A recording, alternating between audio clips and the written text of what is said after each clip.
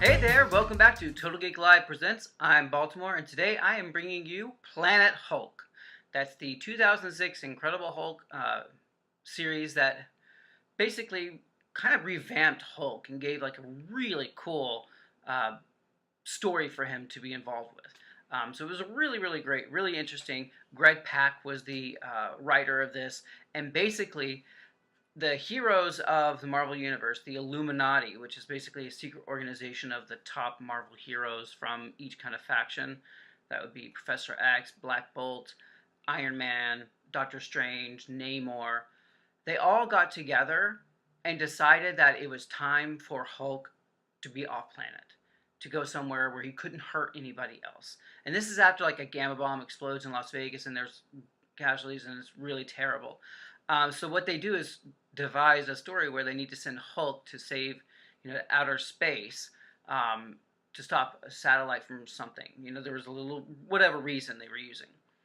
But what actually happens is they jettison him out of the solar system so that he can fall to a peaceful planet and live the rest of his life without hurting people, without causing harm to anybody.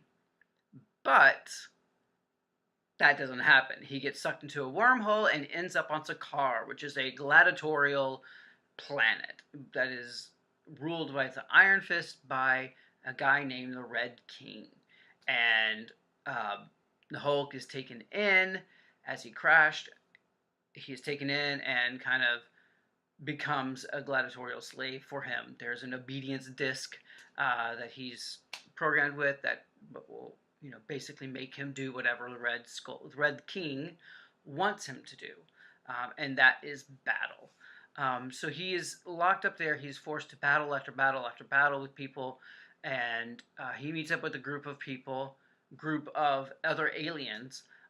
Meek, a no-name Brood character, Hirion, and Korg, who you may remember from Thor Ragnarok. And they kind of come together as kind of like a war-bound group, kind of teaming up together to kind of take on Red King, defeat him. Kyera is the Red King's lieutenant and basically his second hand, second in charge, basically. And she is strong, powerful, a great, counterpoint to the Hulk, just very powerful. And the storyline spans probably about a year long. I think that he's gone in space on Sakaar, and it's really interesting. Greg did a lot of world building here because we'd never seen Sakaar before, and so there's really great kind of stuff happening here, and it's all very interesting. And so they are able to one fight that was really huge is Silver Surfer comes in and Red King has gotten him an obedience disc, and so he sets up Silver Surfer and the Hulk to fight, which is a cool, awesome battle to see. And so while they're fighting, Hulk is able to rip the obedience disc away from Silver Surfer, and Silver Surfer's like, okay, now I can help you out, and he eliminates all the obedience discs on all the people so that they're all free and are no longer under the control of the Red King, which is great. And then they help lead, a little battle. But before that, after that happens, we have Silver Surfer saying, let me take you to Earth, because they have a long history together. They were defenders together. They had a lot of, time spent together. And he's like, Hulk, let me take you back to Earth. And Hulk says, thanks, but no thanks. I'm going to stay here. And he's kind of decided to, he had the opportunity to go back to Earth, and he's like, what, I'm going to make this place my home. And he helps lead the uprising. He battles it out. Kyera is sent to destroy them. And then there's a battle with these, I think they're called the Spikes. And the Spikes cause, mutagenic things happening to people who get hit with them. And she asks the Red King, why would you do this? He goes, I don't care. I just need you to stop them. So she realizes the error of her ways. She changes sides and teams up with Hulk and the Warbound, and they come together and defeat the Red King. And it's a great battle, The art is really consistently very good for this series, so I highly recommend it on that part, just on the art. But the story itself is really awesome too.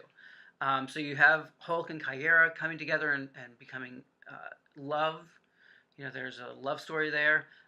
Hulk becomes the king now because the Red King is deposed, and he and Kyera get married, and she's pregnant, and then the shuttle that brought him from Earth is brought back to the city, and unbeknownst to them, there is something that's wrong with it, and it explodes, and it kills Kyera, and it kills, destroys the city that they're in. Of course, Hulk survives, and he is now enraged, and what's that saying? What's that saying that the Hulk says?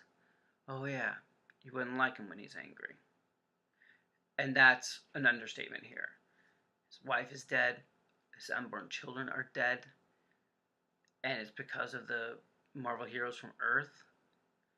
Yeah, he is super angry. And so he sets out to seek revenge. And that's where this story ends.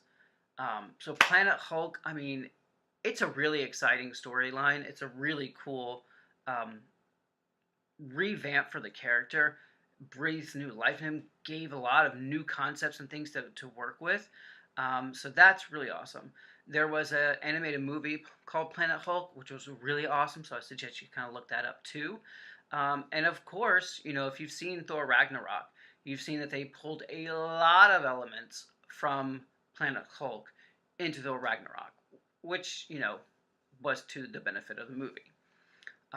So I really enjoyed Planet Hulk, but let me know what you think about Planet Hulk. Was it as cool as you thought? Do you wish you could go back again? Has it kind of lived up to its, the memory of the storyline? Let me know in the comments below. Sound off. Like, comment, subscribe, and share. And I will be back with more Marvel goodness for you. And as always, it's all geek to us. See you soon.